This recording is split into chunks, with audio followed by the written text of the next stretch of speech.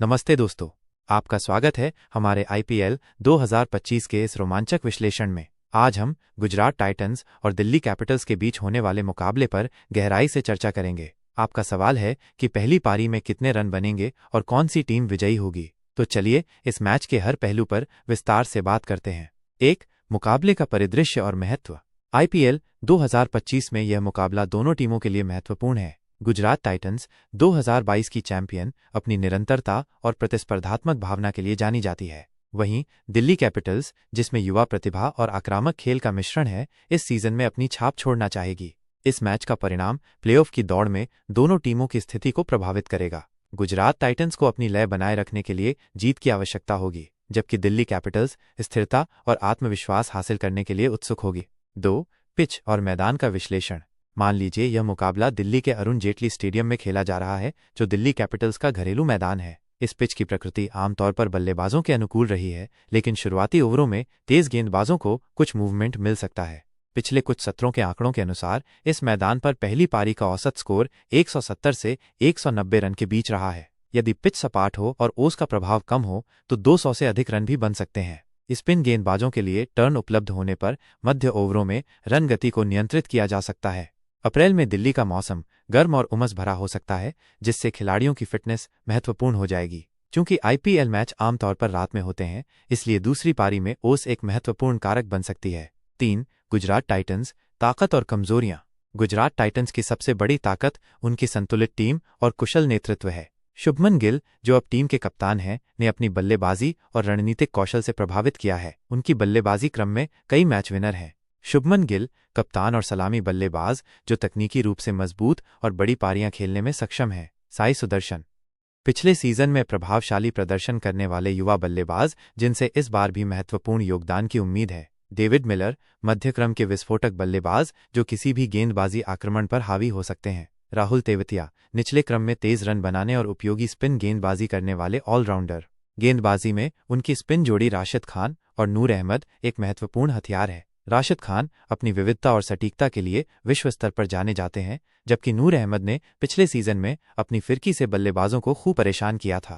तेज गेंदबाजी में मोहम्मद शमी और उमेश यादव जैसे अनुभवी गेंदबाज हैं, साथ ही कुछ युवा प्रतिभाएं भी हैं। शमी की स्विंग और यॉर्कर शुरुआती ओवरों में खतरनाक साबित हो सकती हैं। कमजोरियां। उनकी बल्लेबाजी कभी कभी शीर्ष क्रम पर बहुत अधिक निर्भर करती है। यदि गिल और सुदर्शन जल्दी आउट हो जाते हैं तो मध्य क्रम पर दबाव आ सकता है। उनकी पावर प्ले गेंदबाजी में पिछले सीजन में कुछ चिंताएं थीं, खासकर डेथ ओवरों में।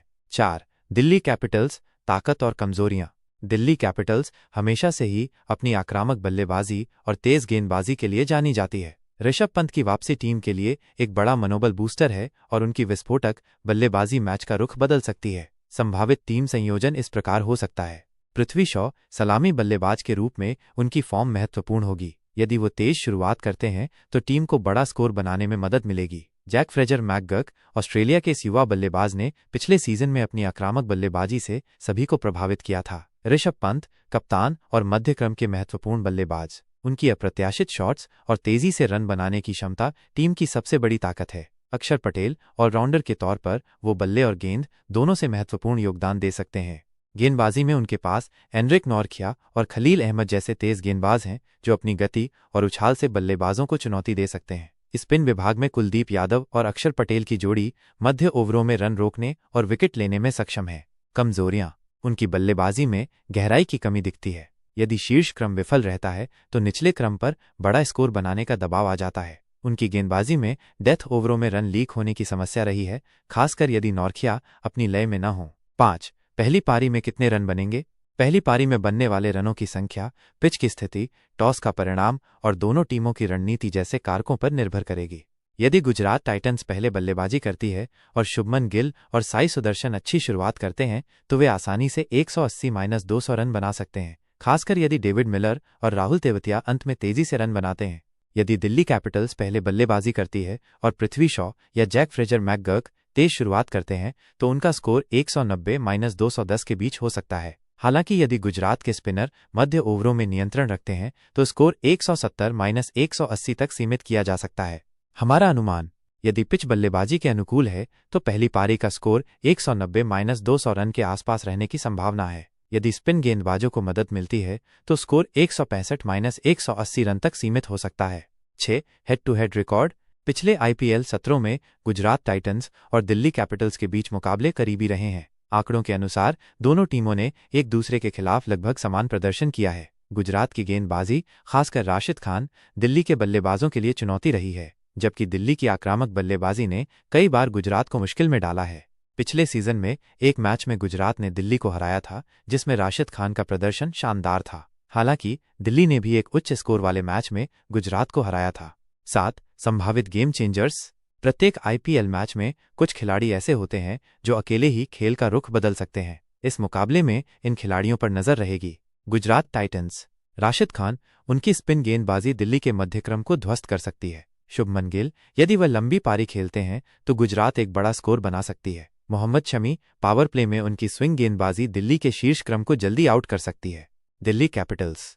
ऋषभ पंत, उनकी विस्फोटक बल्लेबाजी और कप्तानी इस मैच में निर्णायक हो सकती है। कुलदीप यादव, यदि पिच पर टर्न है तो वह गुजरात के बल्लेबाजों के लिए खतरा बन सकते हैं। जैक फ्रेजर मैकगर्क, उनकी तेज तरार बल्लेबाजी पावर प्ले में दिल्ली को मजबूत शुरुआत दे सकती है।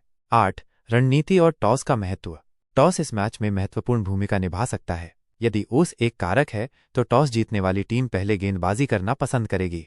गुजरात की रणनीति, पावर प्ले में रन लीक न करना और दिल्ली के शीर्ष क्रम को जल्दी आउट करना। राशिद और नूर का उपयोग करके मध्य ओवरों में रन गति को नियंत्रित करना। बल्लेबाजी में शुभमन गिल और साई सुदर्शन से स्थिर शुरुआत की उम्मीद। दिल्ली की रणनीति, पावर प्ले में आक्रामक बल्लेबाजी करके अधिक से अधिक रन बनाना। कुलदीप और अक्षर का उपयोग करके मध्य ओवरों में गुजरात के मध्य क्रम को रोकना। नौरखिया और खलील की यॉर्कर से डेथ ओवरों में रन बचाना।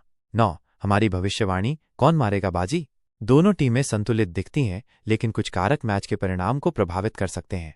यदि गुजरात टाइटंस पहले बल्लेबाजी करती है और 190 जोड़ का स्कोर बनाती है तो उनकी मजबूत गेंदबाजी आक्रमण दिल्ली को रोक सकती है।